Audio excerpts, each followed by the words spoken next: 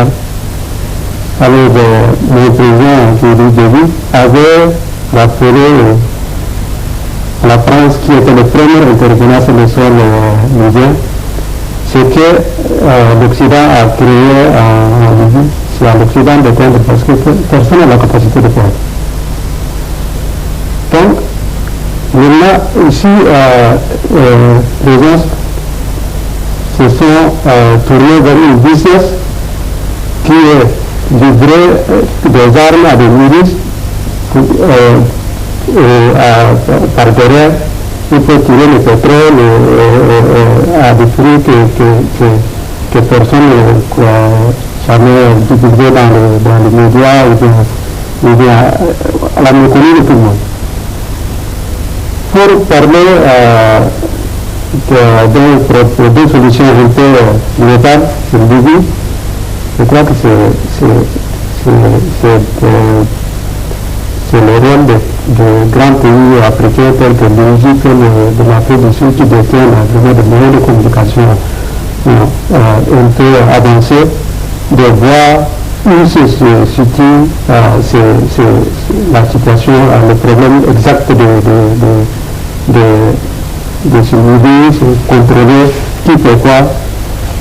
Je ne sais pas, parce que peut-être si des milices qu'on n'a jamais pu réunir sur des tables de négociation, tout le monde veut contrôler sa propre région. Donc c'est un peu compliqué à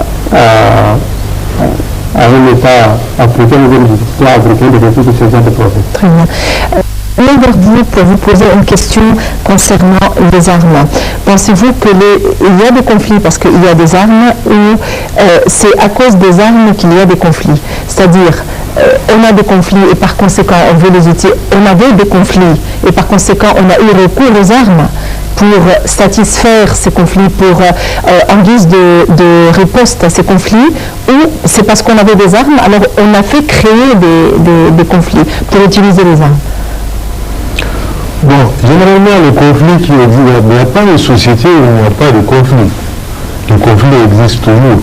Mais il y a toujours, dans n'importe quelle société, il y a des sages qui créent les conditions, qui créent également un terrain d'entente pour toujours négocier et résoudre les problèmes de façon pacifique. Il n'est pas dit qu'à chaque fois il y a un problème, on peut le résoudre avec les armes. Tous les conflits qui ont existé à travers le monde depuis la guerre mondiale jusqu'à aujourd'hui, on se bat, mais à la fin, on est obligé de se retrouver sur une table et négocier. Et pourquoi est-ce que ce n'est jamais arrivé? À votre avis, pourquoi est-ce que ce n'est jamais arrivé que les pays africains du Nord, du Sud, de l'Est et de l'Ouest sont restés alors qu'il y a l'Union africaine et qu'il y avait l'organisation de l'Union africaine auparavant? Pourquoi est-ce que les pays africains n'ont jamais réussi vraiment à mettre de côté leurs différends et rester autour d'une table pour négocier? Effectivement, c'est là, malheureusement, c'est là où le bas blesse, parce que depuis l'organisation de l'unité africaine, on a eu confiance à ces organisations, ils ont aidé certains pays pendant la période de décolonisation et ainsi de suite et autres, mais ils n'ont pu jamais résoudre un problème parce que ces genres de conflits sont alimentés par des industriels, c'est pas par de grandes sociétés pétrolières, par des anciens colonisateurs qui cherchent à soutirer les richesses de l'Afrique. C'est pourquoi ils ont toujours quelque chose. Derrière, il y a les pressions. Des fois, on peut changer même leur régime parce qu'il était contre tel ou tel. Donc, les armements, ça circule. Les vendeurs des armes sont là. Les conflits, regardez par exemple la Somalie qui est juste à côté de l'Éthiopie. Ça, c'est le siège même de l'Union africaine. Et la Somalie, ça fait 10 ans, ils sont abandonnés à leur sort. La République centrafricaine, la même chose. Et maintenant, ce qui se passe est très grave.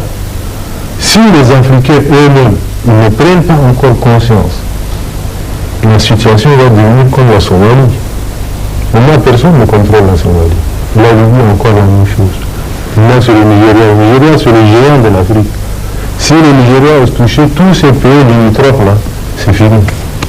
Donc, maintenant, les gens sont obligés de faire quelque chose, obligés de s'unir. Ils sont tous dans le créneau. Donc, combattre le terrorisme, désarmer toute cette population-là, Parce qu'actuellement au Tchad, nous avons connu un conflit depuis presque 30 ans.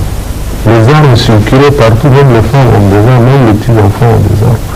Mais c'est un processus à long terme. Donc, il y a ce qu'on appelle, des fois, on dit à la population de ramener les armes, on leur paie de l'argent, ils la ramenent, on les désarme, on les supprime. Finalement, quand même... C'est difficile, c'est compliqué parce qu'on parle toujours d'un terme qui s'appelle DDR, c'est-à-dire démobilisation, désarmement et réintégration. C'est pas facile l'opération de réintégration. Je reviens vers la femme en Afrique. Il s'est avéré que la femme joue un rôle dans les conflits armés. Ou bien en tant que victime, parce qu'elle subit viol, violence et autres, ou bien elle porte les petites armes et les armes légères, elle peut mettre autour de sa taille des explosifs, ou bien elle est obligée par force d'aider les combattants. À votre avis, comment voyez-vous, quelle est la situation de la femme dans votre pays par exemple? Aujourd'hui, le problème ne se pose plus que dans mon pays. Le problème il est assez général puisque nous parlons d'un problème épineux qui concerne toute l'Afrique. C'est un problème assez important quand même. Parce qu'aujourd'hui, quand on lit l'actualité, on se rend compte que lorsque les milices ou alors ces acteurs des combats armés recherchent des ressources pour renforcer leur capacité ou leur armée, la première cible, c'est les femmes. La deuxième, c'est les enfants. Pourquoi? Parce que il faut remobiliser les bataillons en prenant des petits-enfants pour les amener pour les former à la guerre et tout. Et pour les femmes, il faut leur faire des enfants. Alors, comme vous avez dit tout à l'heure, elles peuvent aider à faire exploser une bombe ou quoi que ce soit. Alors, je pense que c'est un problème très grave parce que la femme est quand même la mère de l'humanité. Et si elle est la cible de cette personne ou alors de ces combattants de l'obscur, si je peux dire ça comme ça, alors ça veut dire qu'il faut réellement tirer la sonnette d'alarme. Je vais juste à titre de rappel dire que effectivement au Nigeria, là où le conflit de Boko Haram s'attarde le plus, on a vu les femmes qui ont été prises en otage. C'était même pas des femmes, c'était des jeunes filles qui ont été prises en otage et amenées avec les rebelles. Seulement, le spectacle était désolant parce qu'on a aussi observé une inertie de la part des gouvernements. C'est-à-dire que, d'accord, on veut que nos filles rentrent, mais qu'est-ce qu'on a fait pour que nos filles rentrent? Les mamans ont pleuré pendant des jours, mais qu'est-ce qui s'est passé? Rien. Donc, je pense que réellement se poser la question de savoir avec qui combattons-nous, contre qui combattons-nous, et voir est-ce que le fait de rester inerte à la situation ne va pas nous créer des préjudices demain. Parce que ce sont nos mères, ce sont nos filles qui sont parties pour des vies qu'elles n'avaient jamais connues. Et je pense que c'est désolant. Donc je crois que effectivement la femme aujourd'hui est appelée à être elle-même déjà consciente et savoir se battre aussi, parce que je lisais encore dans la presse la dernière fois, et ça m'a vraiment touchée parce que elles n'ont pas, leur gouvernement n'a rien fait pour aller les chercher. Elles ont tenu tête aux rebelles qui les ont relâchés. Qu'est-ce que ça veut dire? Ça veut dire que si elles, qui étaient sous la menace des armes, ont pu réagir pour dire non, on ne va pas faire ce que vous nous demandez, ça veut dire que quelque part quand même, il faut opposer une force. S'il n'y a pas de force qui est opposée, de l'autre côté, il n'y a pas de réaction. Ça veut dire qu'il y a un véritable problème des réactions d'offensives de la part des pays africains. J'ai juste 2 minutes maintenant. Je vais revenir vers vous pour vous demander si vous êtes optimiste au sujet du sommet qui doit se tenir demain et après-demain à Addis Abeba. Pensez-vous que ces problèmes, je ne vais pas dire tranchés, bien sûr, ce serait trop espéré, mais pouvons-nous parvenir quand même à des résolutions probables? Moi, je crois qu'on a déjà connu des conflits avant ça, et des réunions extraordinaires ont été tenues. On a cité à la fin de ces assises, on a fait des communiqués, on a pris telle décision, mais qui n'ont jamais été appliqués. Quand je regarde un peu la globalité des activités qui ont été menées par l'Union africaine, je ne m'attendais pas tout de suite à la solution de ces problèmes qui ont se posé en Afrique maintenant.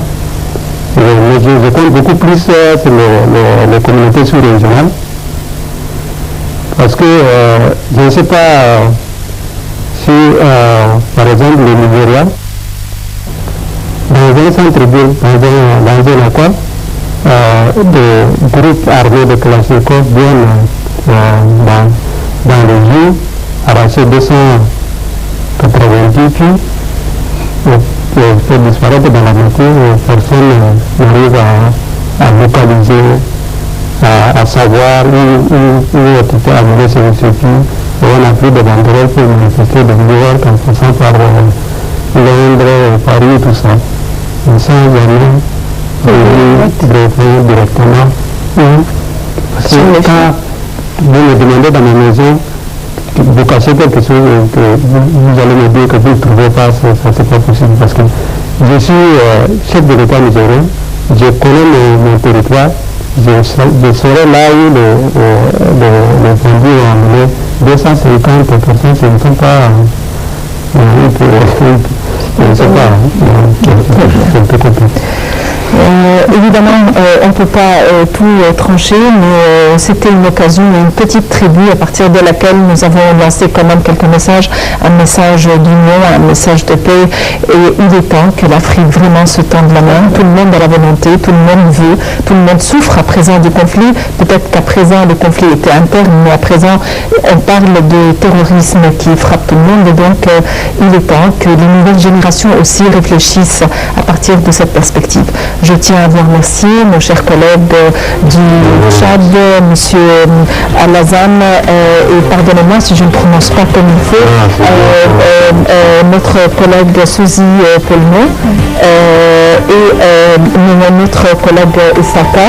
Je vous remercie infiniment. Vous êtes des journalistes, vous êtes ici dans une session de formation et c'était un plaisir de discuter notre cher continent. Merci d'avoir été avec nous aujourd'hui. Nous souhaitons beaucoup de succès aux dirigeants qui vont nous représenter tous dans une tentative de régler ou du moins de parvenir à une stratégie, de partager leur vision au sujet de l'avenir et au sujet de l'Afrique avec toutes ces ressources. C'est vraiment un grand dommage de le perdre. Merci de nous avoir suivis. Bon week-end à tous et à la prochaine.